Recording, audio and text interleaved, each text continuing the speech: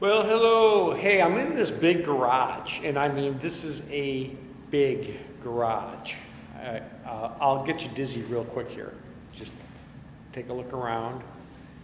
I mean, it's about 10 foot high. I can actually reach it off my tall stilts. So I've been reaching everything with my tall stilts. I'm about to spot all of the screws and run this. I just got a couple of little pieces of corner bead here, not much, just a little bit of corner bead here.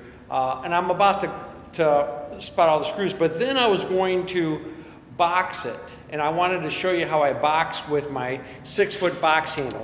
Let me set this up a second so I can show you. Whoop. Stay. It's not listening to me. Needs to listen to me.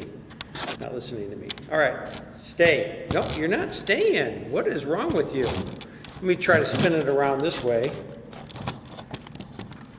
Stay. Okay, listen to me that time. All right, this is my 6-foot box handle. Look at it.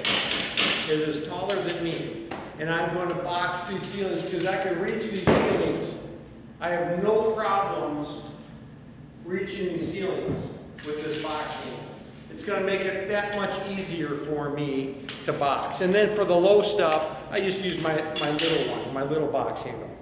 But I'm going to be not finishing, I don't finish garages at a level 5 finish. A lot of you guys are so used to me finishing everything with a level 5 because everything's smooth and flat wall and it gets painted like the inside of a house.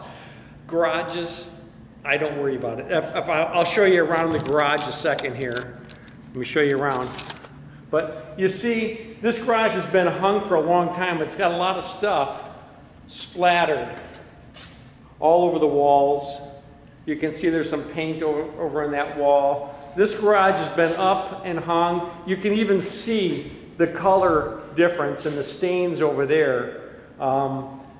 And I am just finishing the garage for a friend of mine.